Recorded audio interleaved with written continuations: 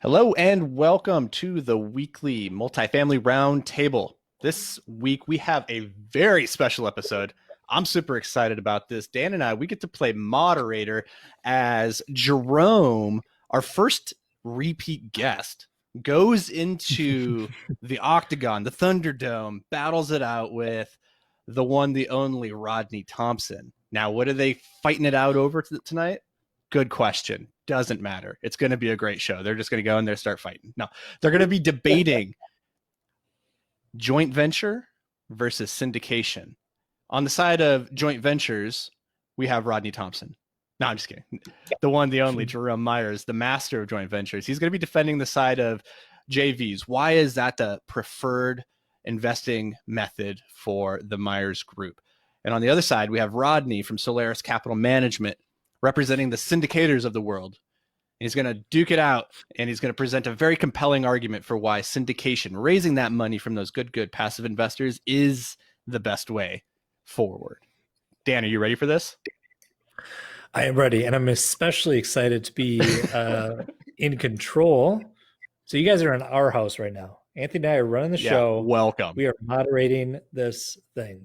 See, this is why I went easy on you last week, Dan. Didn't work. Didn't work. Nope. No. Because here's the thing. It's like, yeah, we give points capriciously, not even based on the strength of the argument, often just based off of who says it best. Yeah, and we respond. And I can be bribed. Well. I can be bribed. Yeah, I'll put my Venmo in the comments if we've got a comment box or something. You guys could just Venmo me if you want to win. So just putting that out there. Ooh, nice. Yeah, I think I got. So that if you guys are listening to this at home, oh no, that's a bummer. Did you try to Venmo Barack Obama? Did you guys see this on Twitter? That whole Hackergate thing? No. A bunch of like really public accounts got hacked, and then they like posted, "Hey, for a limited period of time only, send me $50 and I'll send you $100," that type of thing. Yeah, it was a big deal. Anyways, totally unrelated to real estate. I think I heard about that. It's called like churning or something. Was that a joint venture? Yep. No, it certainly sounds like a syndication. You know, everybody syndication. They're going to double money in 5 years, no question. In this case, I mean, it does kind of sound like a one-day turnaround. Honestly. Double your money. Yeah. So, Jerome, welcome back, man. How you doing? Amazing. I'm so excited to be here. My cheeks are already hurting from smiling so much.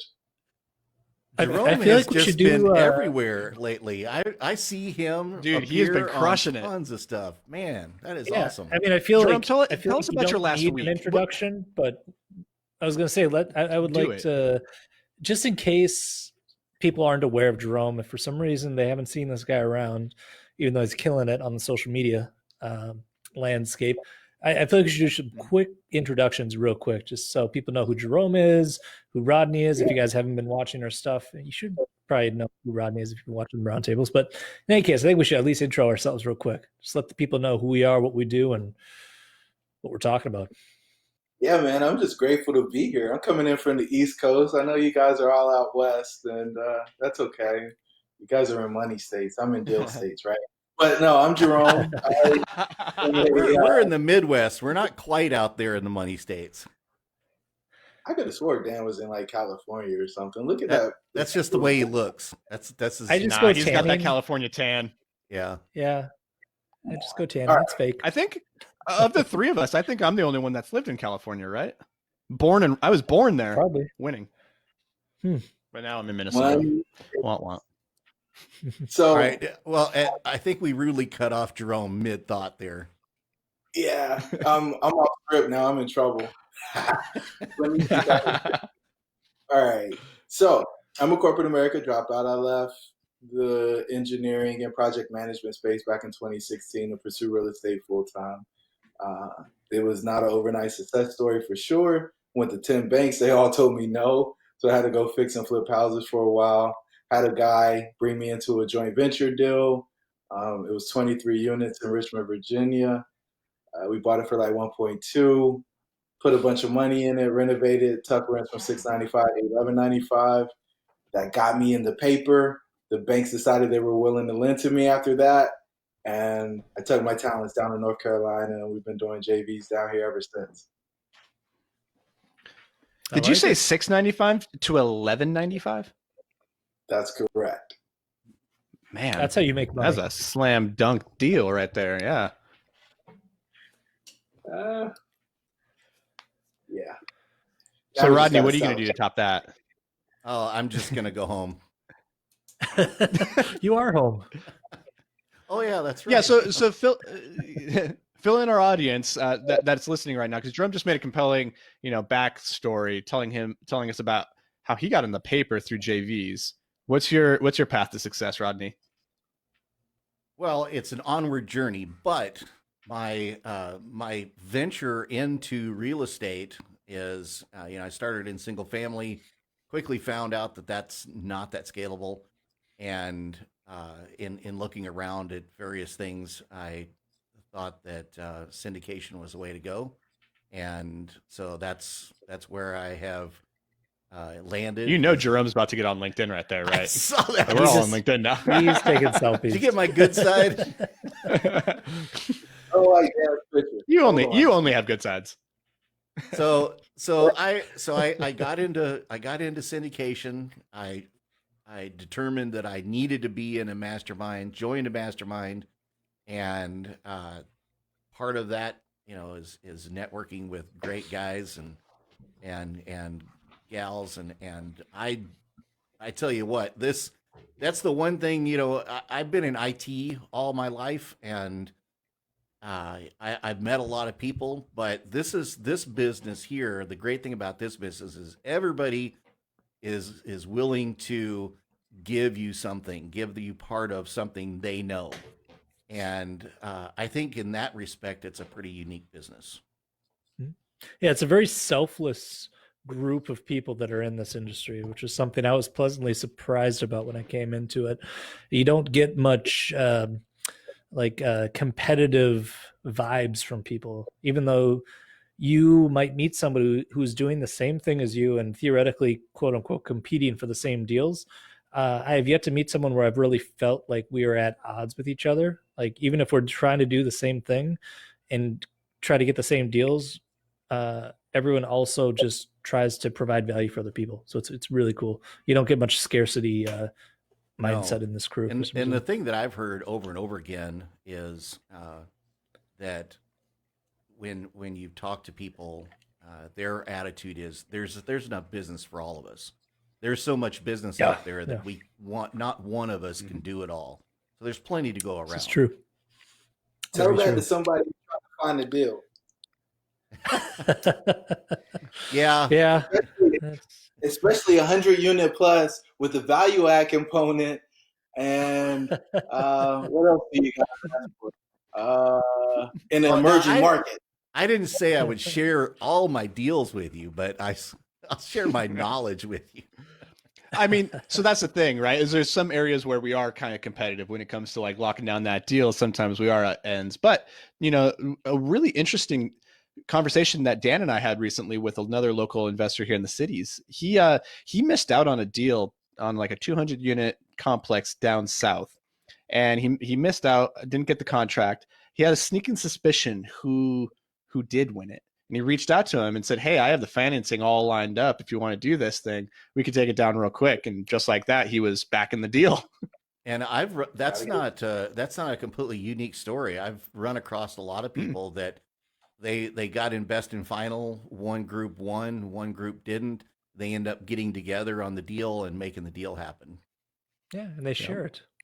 That's what it's all about. Yep. It's a big pie. Small group. I mean, when you're in like your local community kind of networking with the people who are in the business, you run into the same people pretty quickly. Like, you kind of realize it's not that big of a crew out there, which is kind of cool. I like it. All right.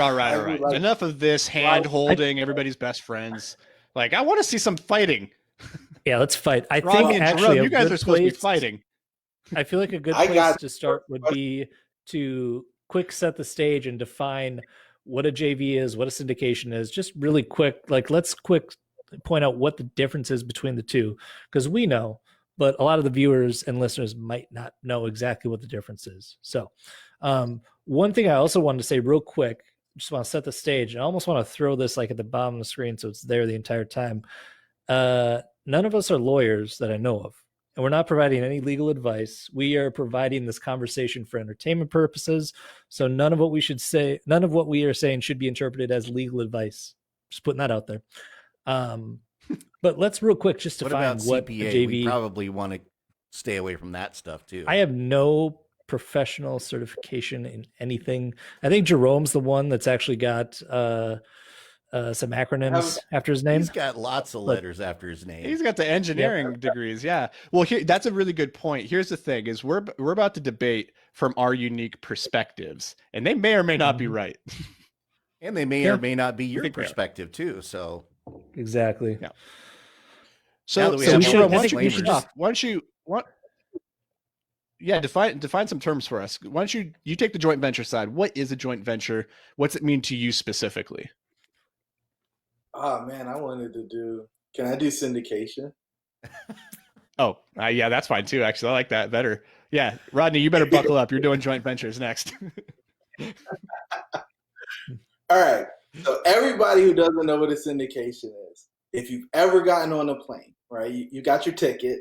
You walk up to the lady. She scans it, lets you go down the breezeway or whatever they actually call it, the jetway, so that you can get on the plane. You get greeted by the stewardess. You get greeted by the stewards. You wave at the pilots, and you go sit in your seat. You paid X amount of dollars to get on that plane.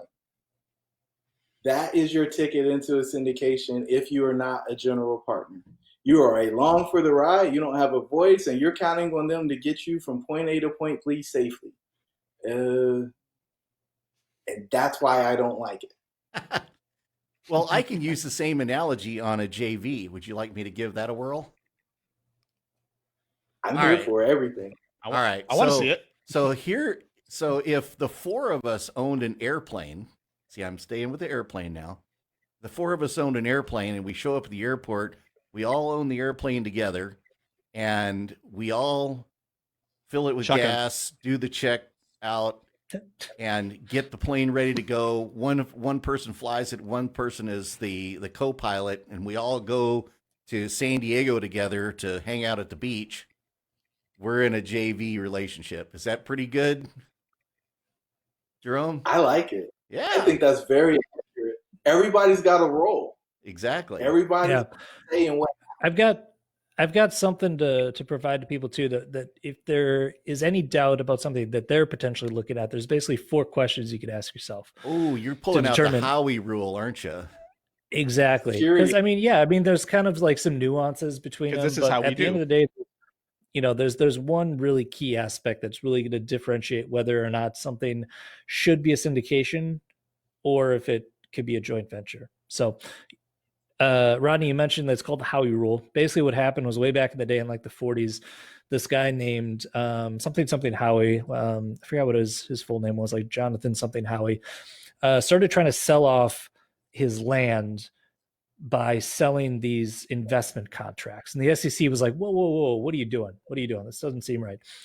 Long story short, what happened was they came up with these 4 questions that need to be answered in order to determine whether something needs to be classified as a syndication or if it's just a joint venture. So if you answer yes to any of these 4 questions, it is a syndication. Question number 1, is there an investment of money? Question number 2, is there an expectation of profit? Wait, are you reading this off a screen? Yes. I want you to close your eyes. I want you to close your eyes and recite them. Question number 1, is there an investment of money?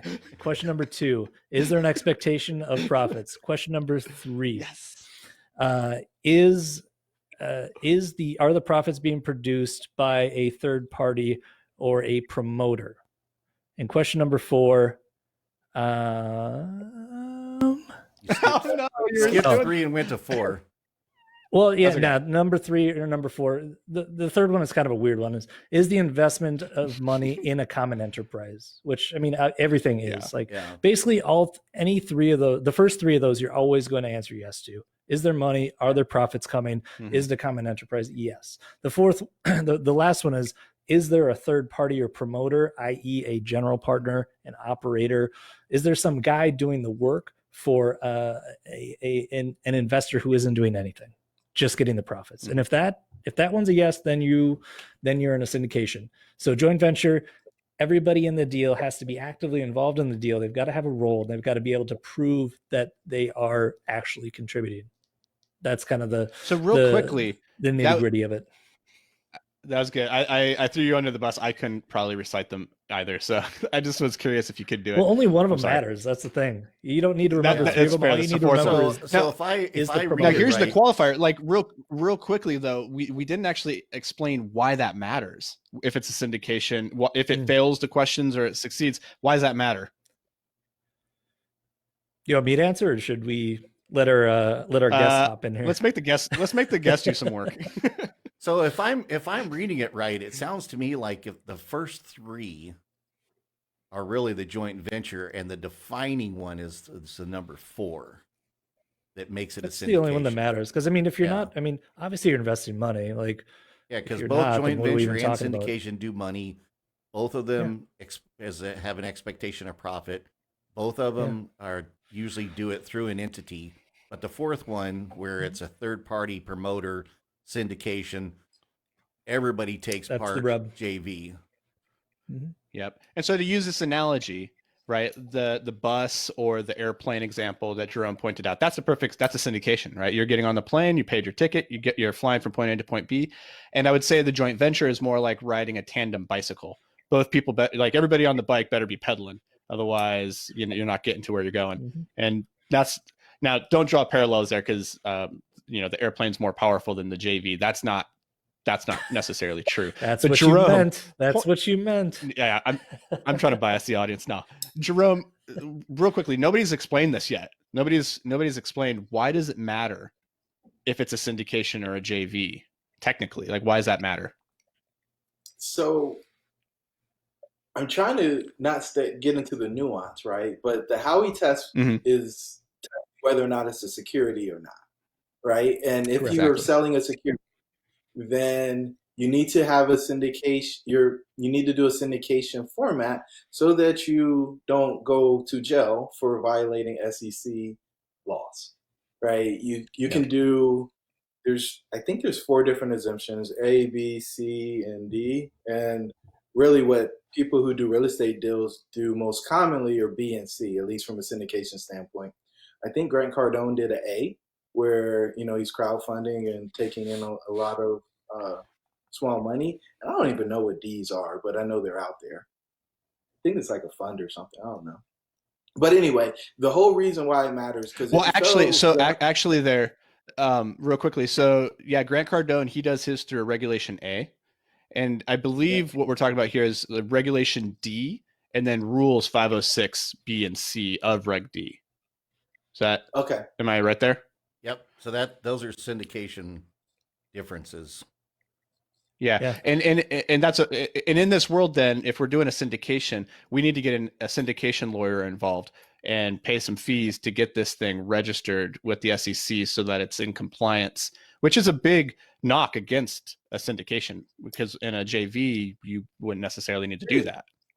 Expensive. It's pretty expensive. And I mean, then you're getting into the whole vetting of whether or not you have accredited investors or sophisticated investors and all your waterfalls and the pref. And I don't know, guys. I don't know. I'm just not that smart. I'm not that sophisticated. It's like super complicated. Yeah, it can be. I'd say, well, I'm not going to comment. I'm just a moderator. What would you say to that, Rodney? Yes. So I would echo what Jerome says, is that the differences between them as that far simple? As well, no. I mean, you look at if you do the Howey rule, it sounds simple, right? But it's like I was reading one time on a forum, and somebody said, well, a syndication is not a DIY project. And I would agree with that assumption, that the legalities and the formation and everything that goes into a syndication is way more complicated. And there are advantages one over the other, but yes, it's a lot more expensive to form a syndication than it is a JV. I think you just proved his Ding! point. Do I get a point? No, yeah, dang it. Yeah. So yeah, and I think we're that's done. a fair one. Is like, yeah, when it comes to the costs of setting up the form of the entity, the syndication is definitely going to be more expensive. Like, I think we can all agree to that. So then the question would be, I know I'm a guest, but why No, would you go in there. I like why it. why would somebody do a syndication if it's more expensive and if it's more complicated? Man, you should be the host. Should Can I I answer? answer? Should I ask the question and answer the question? I mean, I could I'll just take the turn. role of. I could just I would turn say you that guys not- off if you want me to. I would say that This is not. Hey, I would say that answer the not question. everybody wants to be active. There's plenty of people out there that want to invest money in real estate, but they don't want to have an active role. Right. That's Yes. where the syndication comes in, is for those guys who don't want to participate. They don't want to have a title. They don't want to show that they're actually like doing work. They just want to make some money and spend all their time doing something else. So I think that's where it makes sense. If there's enough of those people and there's a guy over here with a deal, it makes sense to spend the money to provide that resource to those people. And then for the JV, I know tons of guys who don't want to be passive. I'm one of them, right? I wouldn't want to be a passive partner on a syndication because I want to be in there doing the thing. So for all those guys that want to have, some skin, they want to do something, but they don't necessarily want to do all of it. JV's perfect. So Jerome's smiling over there like Yes. he's getting ready to say Jerome, something. what do you have to say to that? The general partnership is a JV. I want everybody to know that, right? So JV is superior, period, right? If you're going to get a deal done, you're doing a JV. It's just a matter of whether or not you bring people in along for the ride who aren't doing anything. Yeah, that's a good Yeah. point. So Rodney, stop giving him points. well, I gotta get into the away with it. I got to get into the guest mode here.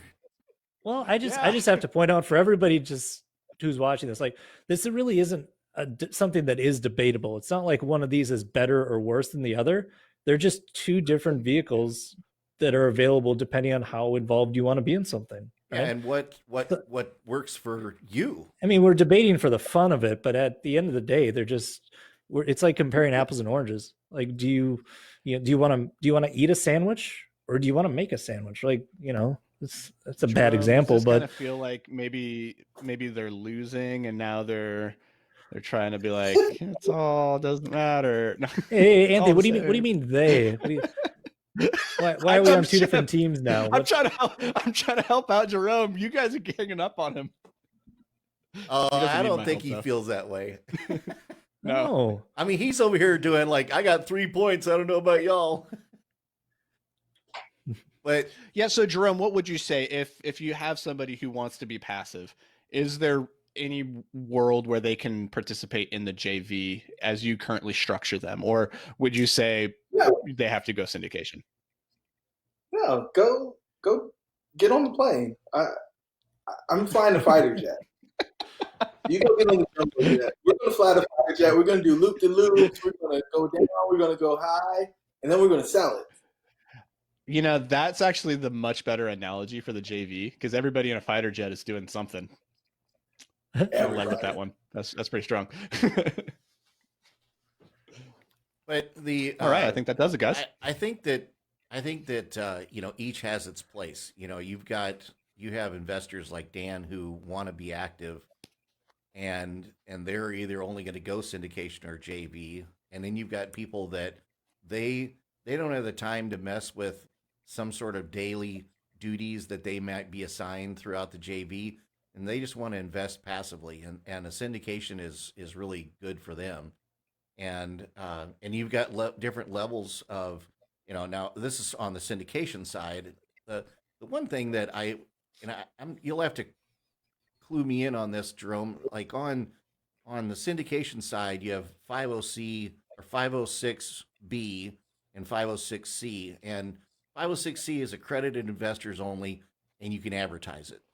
And that sounds good on the surface, but Like if you're not accredited, you can't even invest in your own deal. If you're a 506B, you can't advertise, but then you can bring in sophisticated investors that aren't accredited. And I don't know how. So on your side, Jerome, does that? Can you? I can see where I don't think advertising would be Can't something advertise. you'd.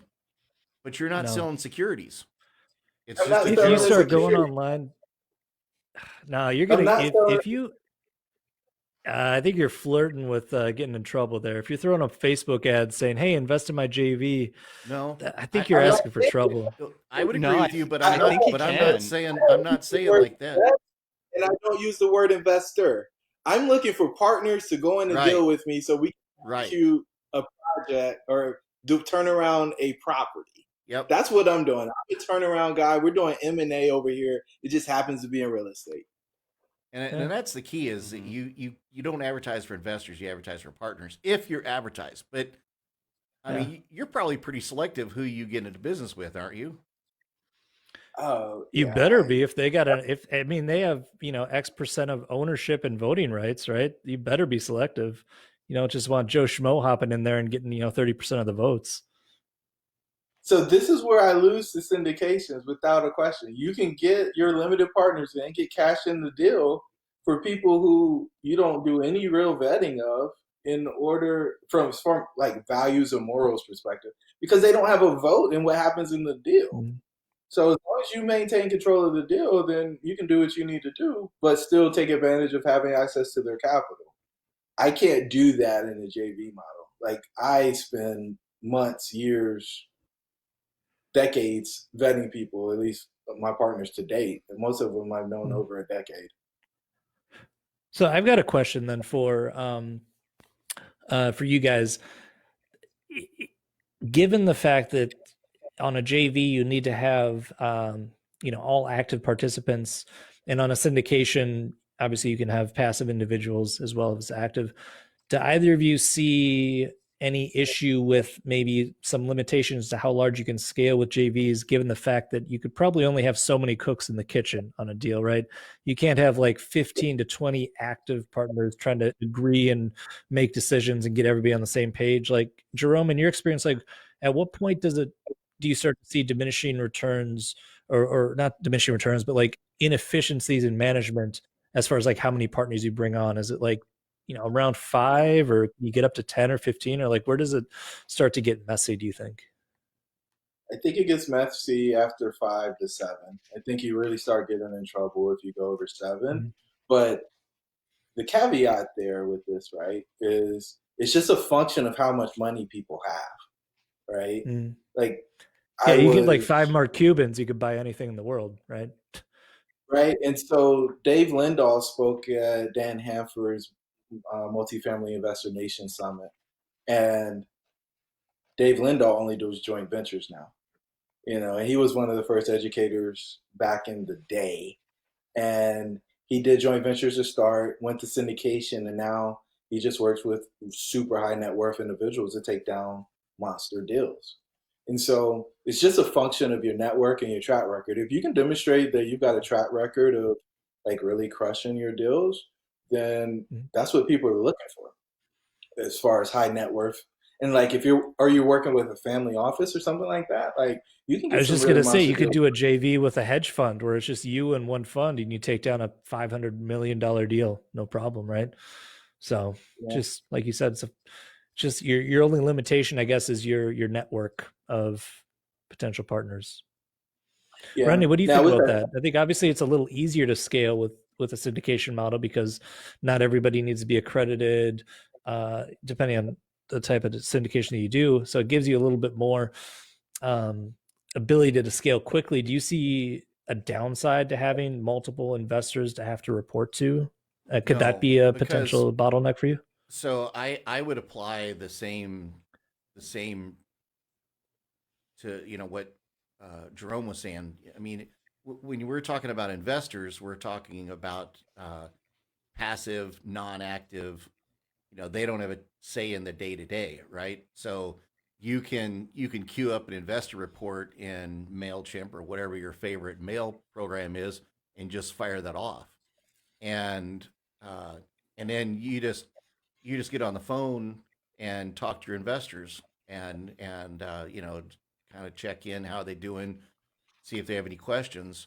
But as far as the GP side of things, I think there is a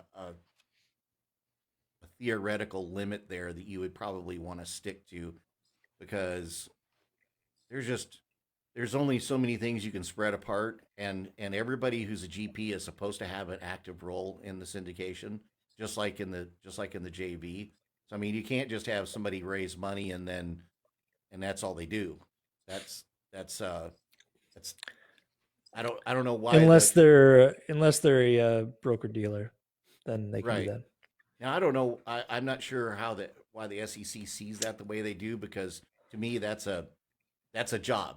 I mean, that's raising money for the syndication that you're a general partner for is a job, but you have to have some sort of active role after you've raised the money, as far as ongoing. I think it makes sense. You want to make sure that the guy pushing the deal has some kind of vested interest in it actually doing well.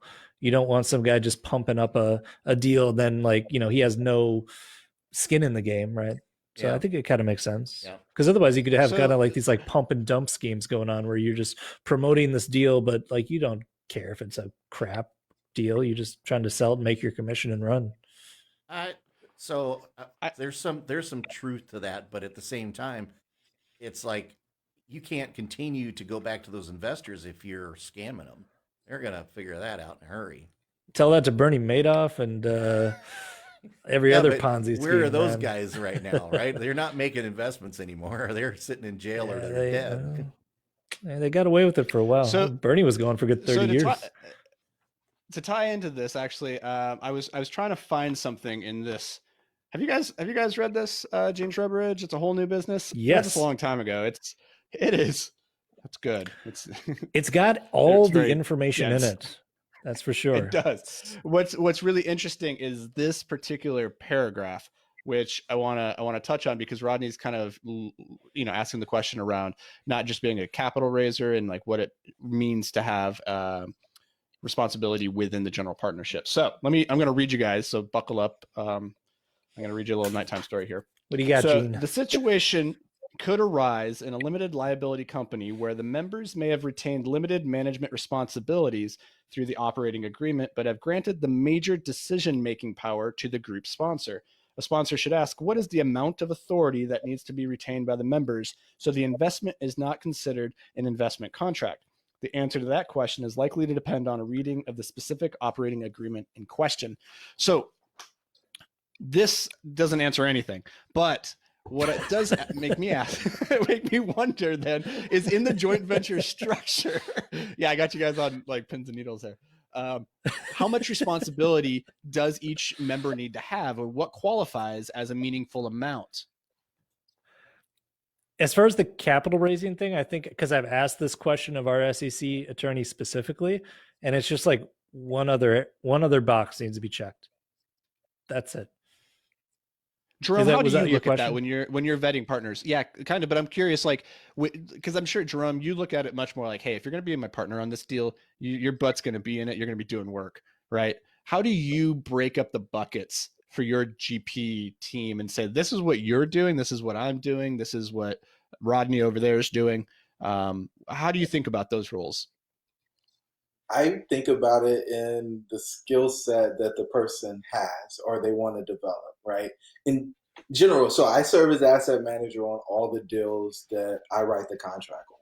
And so then if we're breaking it all up, it's okay, I've never done a deal before. I'm really interested in helping with due diligence so that I know what I'm supposed to look for. I want to go through the report. I want to go through the walks and go through every unit. And then on the backside of that, when we're going through construction, I want to get engaged with the property manager and the construction guys as they're going through and turning the unit so that I know what we have. And okay, well, go do that. I'm still watching, but you go take that and you go do that. For somebody who is really good at math or analytics and they can underwrite, all right, underwrite the deal. All right, we've got the model. All right, then we update each year or whatever so that we make sure that hey, budget, we have something that we're supposed to have. And then we've got our, quarterly meetings and our monthly reports. And we go through those with the fine tooth comb and make sure that what the property manager is reporting to us actually makes sense.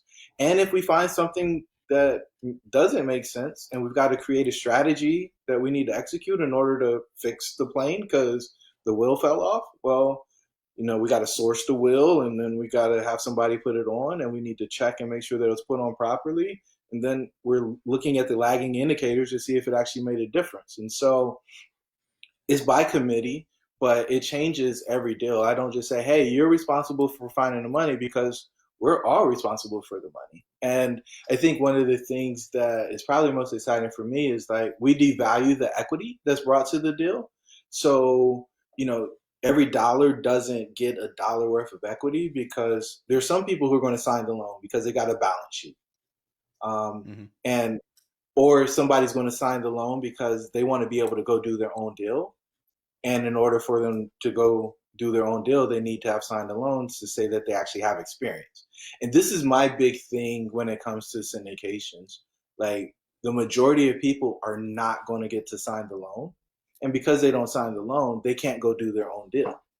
And so for anybody who's like Dan and wants to be an active operator, and they go into a syndication and they haven't cultivated a network where they can raise $1 million or $2 million so that they get to sign the loan because they have a meaningful ownership stake in the deal, I think it's the wrong way to go, because you're not going to be able to go to the bank and get a loan. So you either raise it in cash or get bridge debt, maybe.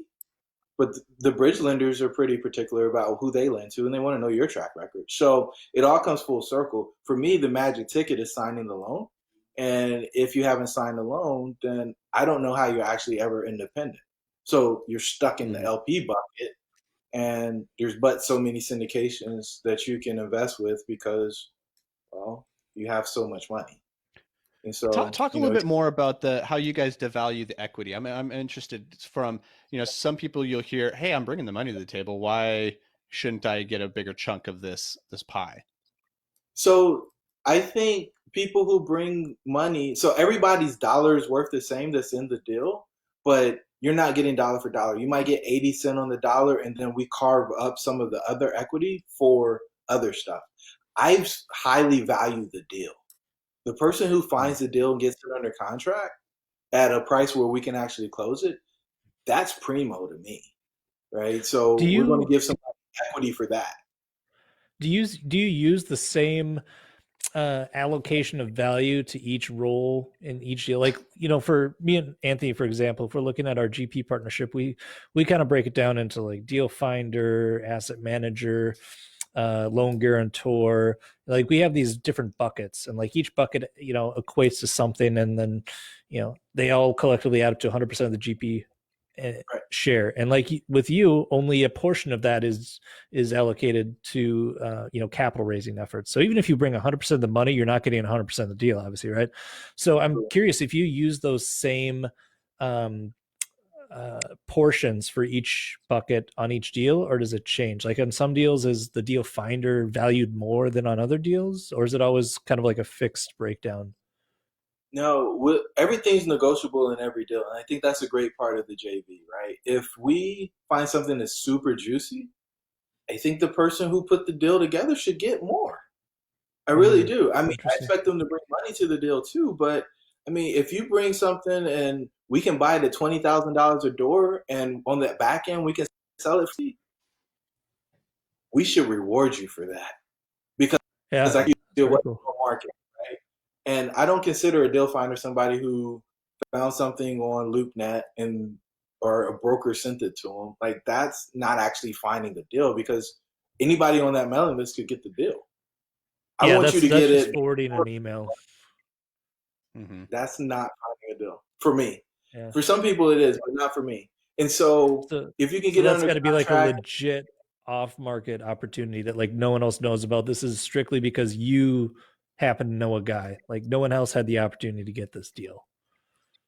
That's finding a deal in a real way for me. And that phone call, you've got a finite amount of time to get the LOI in before they go tell somebody else about it, right? And so that action and actually knowing the difference between a lead and a deal is super valuable for me. And I think it's interesting you bring that up because, oh, I'm sorry, go ahead. I thought. I was just saying, so, I always talk about my 4 things, right? Knowledge, deal flow, experience, and capital. I consider myself an experienced guy, even though I haven't done a ton of deals.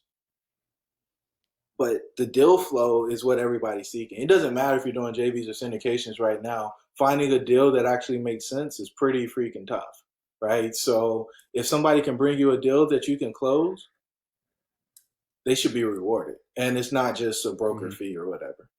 Yeah, especially in a market right now where the capital itself is pretty cheap and easy to find. There's a lot of money out there, but the deals are fewer and far between. Too much money out there. Yeah. That's what's making the deals harder to find. So kind of pivoting, like that's really good insight, actually. That whole spiel there, Jerome, was fantastic. Gave me a couple things to think about a little bit differently. Transitioning back to Rodney, I'm curious to hear, one of the big things with the syndication is you bear responsibility for other people's livelihood, or not livelihood, but like their life savings, let's say, like their money. Whereas in a joint venture, Jerome's pointing out, he's like, I expect everybody to bring money to the table. Maybe it's not the same amount of money, but it's like you're coming to the table, you have skin in the game. Whereas in a syndication, you're bearing the burden of more than just your own skin, so to speak. So how do you view that then, that extra burden in the world of syndication, and kind of like say that it's still worth doing instead of just going the joint venture route? Well, I think, first of all, I think going into the deal, having a solid understanding of the performance of the deal is key. And I think if the deal is solid and there's cash flow, it's going to speak for itself, which really doesn't apply to what you're asking. But I think that we have a couple of checks and balances. For one thing, we have preferred returns. So we don't make any money until our investors make money, or at least the investors get the money off the top, right? And well, we're going to have to cycle back to that. So here's where the difference lies. I mean, you have 100% participation on Jerome's part, where all of his people are rowing the boat, and we're just full of analogies tonight. And then we got a bicycle, a boat, a bus, a plane, a jet. So on our side, I mean, we need to make sure that the jet gets where it is and all the passengers get there safely. And there is a I don't know, a feeling of responsibility, obviously. And there's a couple of things. I mean, preferred return is one. Second of all, if you end up not making what you told your investors, and all investors go into the deal understanding that it's a risk, that they may not make any money, they may lose their money, but at the same time, that is not an acceptable outcome. And if you do that, you're not going to get investors. So it behooves you to make sure that the deal performs as you expected, which means that you've underwritten it properly and that you have good management in place. And if those things don't occur, I mean, nobody makes money, whether it's in a syndication or whether it's in a JV. And I can see, where Jerome looks at that and says, hey, we all should make money. And I totally agree with that. And we should all make money in syndication too. And I think that that the preferred return is just is a bar, a level of responsibility, and I don't know, it's not necessarily a guarantee of performance, but it certainly is a performance metric that you can apply towards it. That if the deal doesn't hit that, we're not making any money. So it better work. Mm-hmm. Jerome, why were you throwing the double deuces down? You're like, nope, that's no good. What you feeling over there?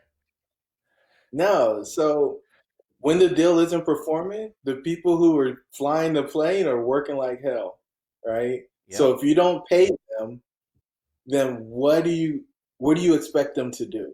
If they can't make money from the deal they're working the hardest on, where are they going to make money from? Well, I've had to do capital before, so I just know what it is for a project not to go as planned, and to look at somebody who is putting in whatever time it takes in order to deliver a result, and then tell them, yeah, you don't deserve any money because of whatever. Everybody looked at the same documents. Everybody agreed that the assumptions were appropriate before you started the project. And now you're in the project and you find out you're wrong. Everybody who's done a pro forma and actually executed a deal on the backside knows that they're wrong. They're either wrong less or wrong more, right? Like, it was funny because I heard Michael Becker on Multifamily Takeoff the other day. He's like, every pro forma I've ever done has been absolutely wrong. I've either made more money than I expected or made less, but it's never been what I pro forma. And that's just the fact of the matter. I mean, as soon as you introduce the people, and for our projects in particular, right, we buy stuff that's broken. I buy broken apartment building businesses. And it's a wild animal. And I just never know what it's going to take to get it tamed. I don't ever know. And it always seems to take longer and cost more than I expected to. So I keep putting more on. So every deal I add a little bit more. It's like, okay, well, let me add this in to make sure that we have enough. And even if I don't spend it all, it's just like, I wanted to get that thing done last month and it's this month and we still got another month to go. And so just working through that, when you don't dealing with these more challenging projects, I just don't know how you look at somebody who's working really hard for you and say, I don't want you to make any money until I make money. Or yeah, this is something amount. that's very difficult about the syndication model is you, even as a passive investor, you're looking for alignment of interest between the passives and the general team to make sure that the general team is incentivized enough to work hard even when the times are going rough and the deal is going to need a little bit more extra elbow grease, but not to the point where the GP is just breaking it in hand over fist at the expense of the LPs. Whereas in a JV, there's a natural equilibrium of alignment of interests. Everybody's interests are equally aligned for the most part. Well, I mean, if I don't make money, if the deal doesn't make money, none of us make money, right? So we have every reason to try to make the thing work. But I just, when you look at somebody and say, because we had a project where our general contractor left and one of the other partners stepped up to do it, and we get to the end of the road and the project went over budget and it took longer than we expected it to, and we get to the end of the road and then you look at the guy and say, we're not going to give you any money. Like, how do you do that? Like, this guy saved you. You were drowning.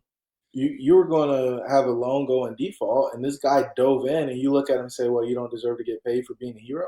Like, I can't fathom that. And if you look at the assumptions and you see that there was a fatal flaw in the assumptions and you put your money in the deal, how can you not be responsible for that and expect somebody else to take all the burden? And I've seen and heard stories of people who do the preferred return with the catch up and all this other stuff. And then they realize that they're not going to make any money in the deal. And so they ride the thing out for 3 to 5 years and just to say they had the experience. And I get it. The investors won't invest with you again if you lose their money. Completely get that. And then some investors might not invest with you again if you don't make them a certain amount of money. I hear that loud and clear.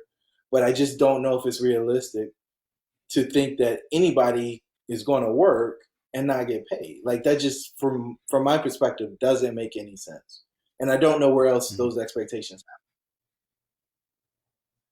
So I don't think that the analogy you were talking about where you were saying like you're expecting the guy to work and he's not getting paid. Are you talking about from the LP perspective? Because the GP team as a team is going to rise and fall together, and if they fall, then the whole deal falls, including the GP. Whereas if they excel, the everybody excels. And but what it's saying is it's saying that as long as you have a like in our case we do an 8% preferred return, Well, as long as we're and we've underwritten the deal, and the deal is expected to perform in the 10% range, then really the way I look at it is we have nothing to worry about. But what it does is it gives that assurity to the passive investor that they are going to get their money, at least 8% on their money, because we if we don't get the expected returns that we are forecasting, then we make less. The LPs will still make their 8%, but we make less. So I get what you're saying. That is like, well, why should you pay a guy not to work? But at the same time, I look at it as like, I'm going to hold this cattle prod behind you, and as long as you are doing what you say you're going to do, it'll stay 12 inches behind your butt. But when you slow down, it's going to hit you. And so it just provides the incentive for me to make sure that I'm doing what I said I would do, that I'm watching the deal, I'm reacting to anything that comes up, and I'm making sure that the thing overall performs as I said it would. And is it going to run into problems? Absolutely. And I agree with you that every pro forma out there is wrong, because you're either going to make more or you're going to make less. But I think that having that preferred return gives that LP the assurance that the syndicator is going to do whatever they need to do to make sure that they get their money. Because if the operator is getting their money first, then the LP is going like, when do I get to dip in the pot? So I think that's what a lot of anybody that invests in syndication, they're looking for that preferred return. And I know a lot of syndicators or a lot of investors that invest in syndication passively, that they won't invest if there's not a preferred return. Good for them, because that's what's best for them. But it's not absolutely for the project. Absolutely. Hey, Mr. Moderator over there, sometime you need to, in this discussion Which one? here, I don't care whichever one you want to be, but I point to Dan. we need to talk about my barrier to entry, because I'm curious about this myself. So you guys got to ask. Oh yeah, question. Okay. Hey guys, what are the barriers to entry in JVs and syndications? Oh, you want to know about barriers? Discuss amongst yourselves. Because this is a really great question, because to Jerome earlier, he was saying, hey, I expect my partners to bring money to the table. What if I don't have any money but I want to get involved? Find the deal. Okay. Bring the deal. What say you, Rodney? Well, yes, that is a if you look at the barrier to entry to buying a $5 million, $10 million apartment building on your own is very high. And so by teaming up, whether it's JV or syndication, it brings that barrier to entry down, or at least it makes it more scalable, because now you have partners that you can work up the wall with. I don't know how to answer that as far as JV, and that's kind of why I brought that up. But as far as syndication goes, and both of these are, but very much a team sport, right? I mean, you can't.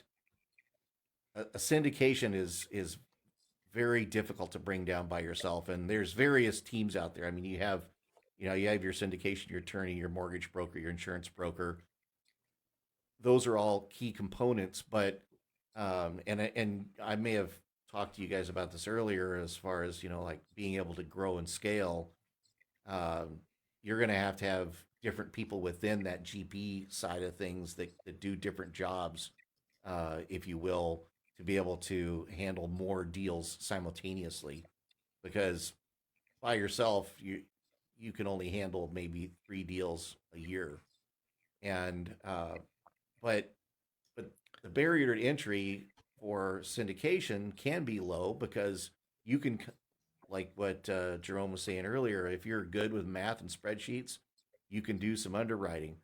I think more than likely on any of them, you're going to, whether it's JV or syndication, you're going to have to get under somebody to where you can work as almost kind of like an intern to learn how things work correctly.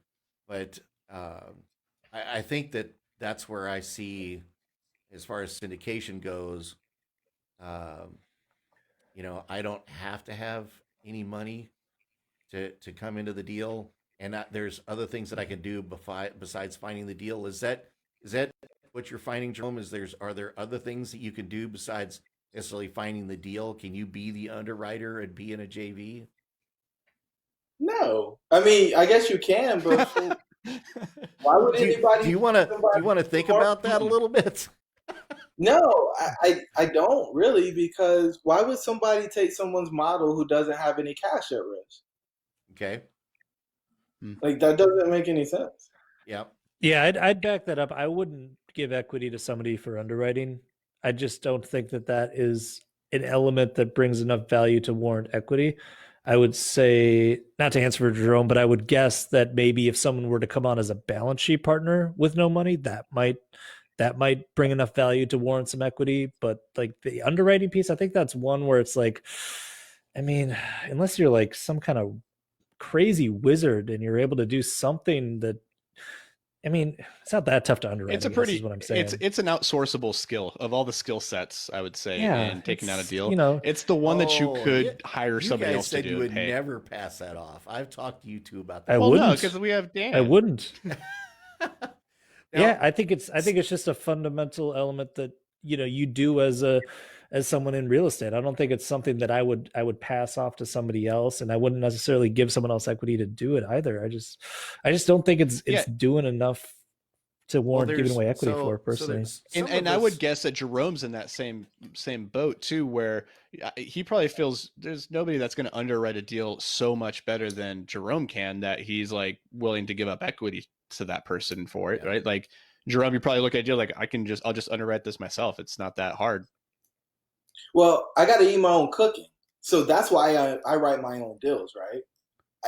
Whatever goes on that paper, I've got to deliver against it, right? And I say because in the end, I say, you know, I do the extreme ownership stuff, but there's other people involved. But at the end of the day, like I'm making a bet based on what we put on this paper that I can overperform, because that's what we expect to do. Yeah. Yeah, you're kind of like team captain, even though everyone's active. You're kind of the guy that's like, okay, like I'm going to be the one that kind of, you know, steers the ship. Even though we're all in this, I'm going to, at the end of the day, I'm still going to be the guy that kind of takes responsibility almost, even if it's just not technically you taking responsibility, but just kind of like maybe emotionally for the team. Like you kind of feel responsible for whether or not the deal's a success, right? Yeah, I mean, just from an pure equity and ownership standpoint, right? I am going to be one or two when it comes to ownership, because I want to have the most to lose, right? I actually want that alignment. So yeah, I mean, I'm going to be in the top two equity owners, and the goal is to be able to make decisions with, you know, that other person who's either got a big balance sheet or put a lot of dollars into the deal. So some of this might have been lost in translation. I don't think that I was implying that somebody's just going to do the spreadsheet and then get equity out of the deal, because when you're underwriting a deal, I think there's some structuring that goes there.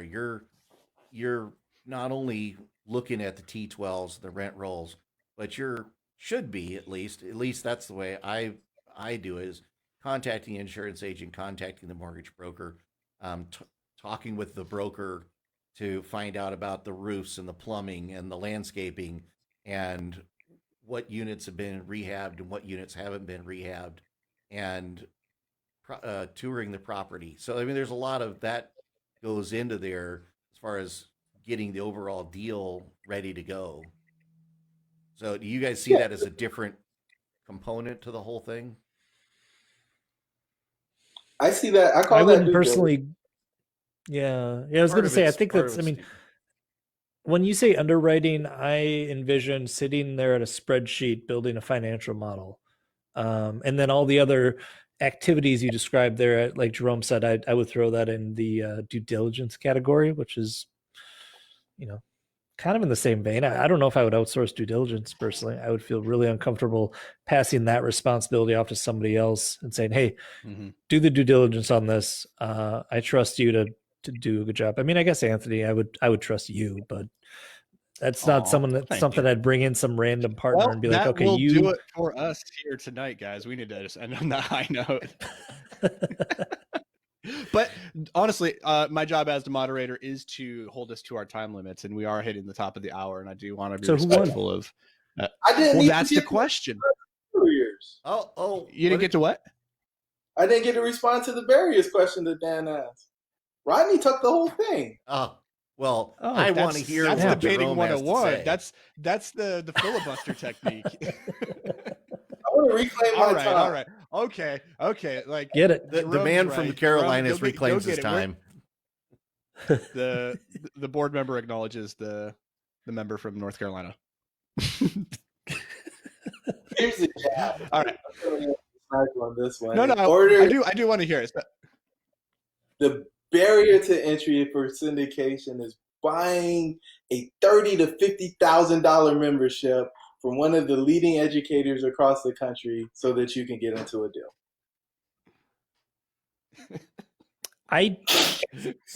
So do you feel that that's necessary? That is one way. Wait, are you talking about being a GP in syndication or being a?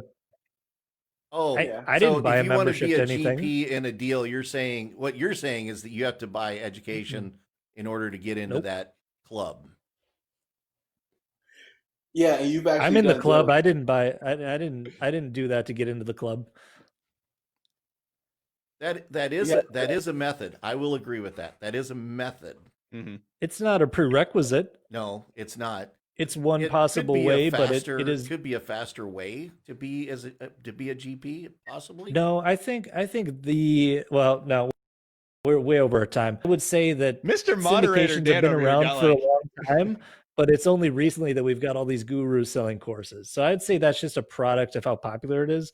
I don't think that's a prerequisite at all. Because I mean, I didn't pay for. I did my first syndication without doing any kind of educational program or paid a guru for something. I just had enough people who knew what I was doing that, I had money partners lined up. So.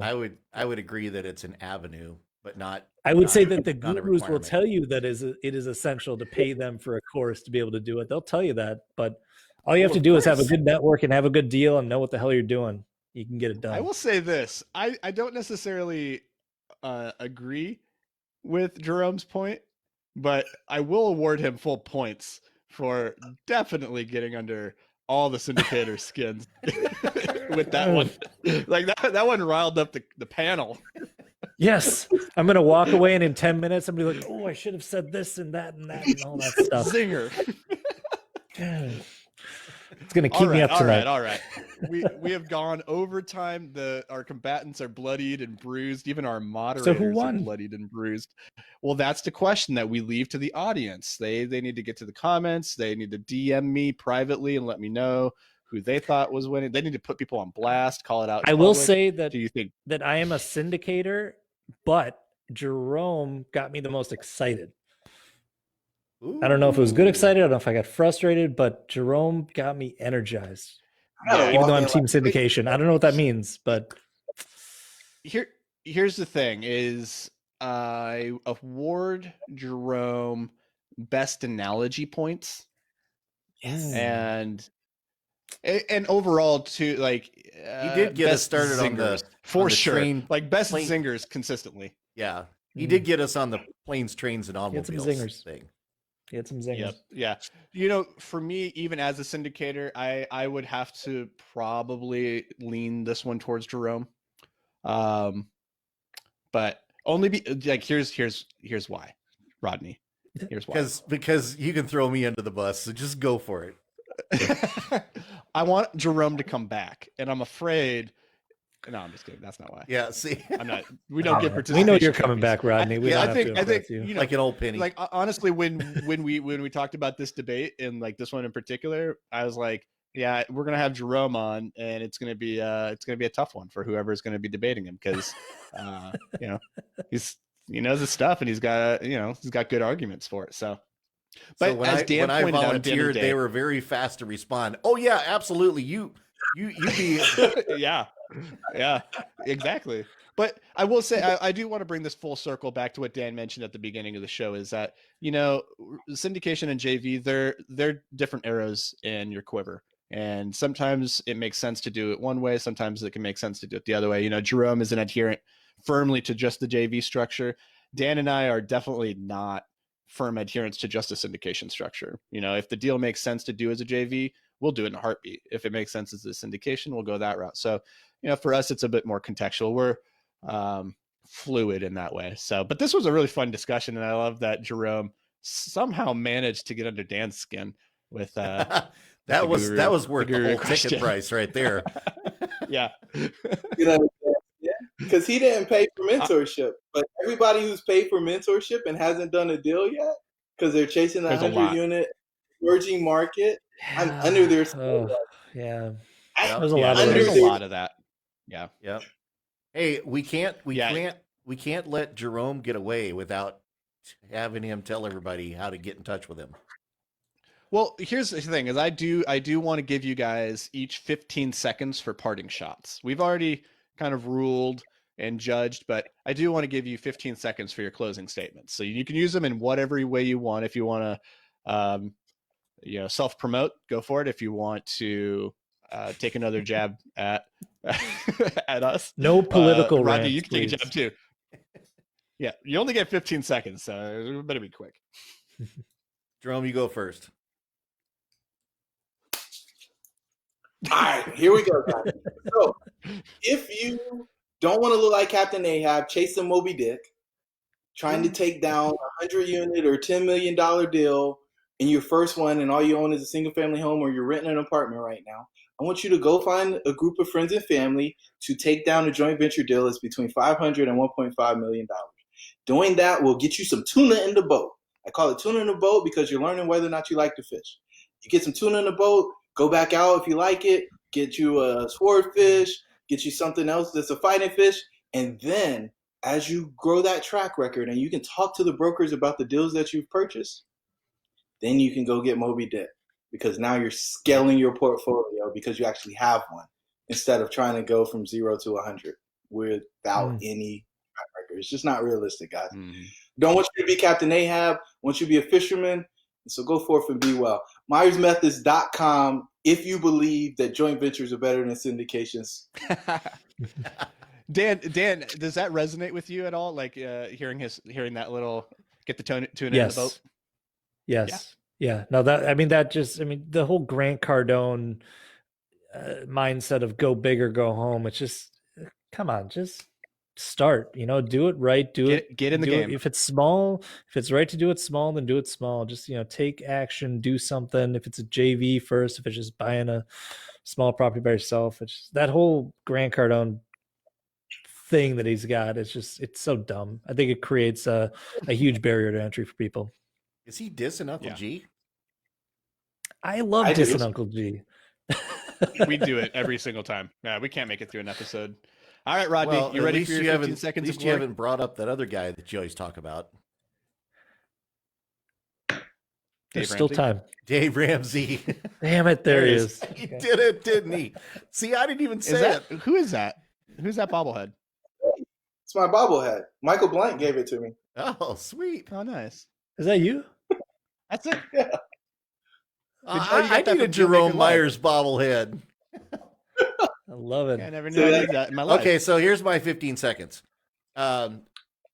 If you are looking for a path to get into real estate and you don't feel like you can do the JV route and you want a little more hand-holding, then an educational route may be the best way to go. Now, I would say definitely shop around, because just like Jerome pointed out, there's guys out there ready to take your money. Not everybody wants $30,000 to join their club. If that's what you end up doing, I feel sorry for you. But if you want some sort of education and if you feel like you need more hand-holding, then maybe that's the right route for you. If you can get a hold of Jerome and go to MyersMethods.com and get into a JV and buy something that's 500 to 1.5, that's awesome too. So I think just like what we were talking about here, whether you go syndication or JV, you have to do what you're comfortable with and what works best for you. I love it. A beautiful, beautiful moment of friendship as Rodney reaches across the aisle and does a little self-promoting for Jerome at, what was that, MyersMethods.com. Real quick, before we go, how do we get a Myers Methods wolf t-shirt? Is that a wolf or is it a husky? I want one. I thought it was like a Timberwolves thing at first. Yeah. Nope. We're Minnesota boys. Do you have a merch? Do you have a merch site? No, you only get them through selection. Shirt sizes. Come on. Medium. I want medium. 2X. I'll take a children's medium. A children's. I have my guns popping out. He wants to. I thought you meant for your soon to be baby. No, I don't actually work out. I just buy really small shirts. That's my strategy. So it works. No, for real, probably medium. Right. If we're gonna be honest. two mediums and a 2X. Now you guys actually have to wear the shirt. Oh, you have to. Oh yeah, next time we have you on the show, we're all going to be wearing our shirts. All going to have Myers Method shirts on. Yeah. If you have hats too, I'll take a hat. I want all the gear to be decked out. Ooh, I want a face mask. Do you have a Myers Methods face mask? I was going to do that for our conference, and because they were $20 a piece, I decided not to do it. Whoa, $20! They're a hot commodity right now, man. That's a primo mask. Things are not cheap. Yeah. All right, so let's wrap this up, guys. We have people listening to us, and they're like, moderate. They're giving away free swag over there, and I'm getting nothing. Moderate. So, yeah, for you guys at home, I bet if you reach out to Jerome and you're like, "Hey, Jerome, I thought you won that debate. You totally crushed the other guys. Can I get some swag? I don't know. Maybe I'll hook you up, but get in a JV deal with him, and he'll bring you some swag. There you go. There it is. All right, guys. So this was my favorite roundtable that we've done yet so far. Jerome, you somehow won up your previous performance, which is a big, tall hurdle to overcome. So well done there. And for everybody that's listened to us, bring me another one, Anthony. I'm ready to go. Bring me another guy. We're going for the 3P. Yeah, I like it. Well, that only really leaves me because he kind of fought Rodney and Dan this time, and I don't know. It's like you have to bring somebody. Who do we got in our stable? We'll find somebody. We'll send you some fresh meat. We'll get someone. Put them in the octagon with you. So yeah, they won't see it coming. Guys, it'll be good. They're gonna be bamboozled. They're gonna be like, "Wait, what? Debating that guy? No." All right, let's get out of here, guys. Have a good night, everybody. Alrighty, thanks, guys.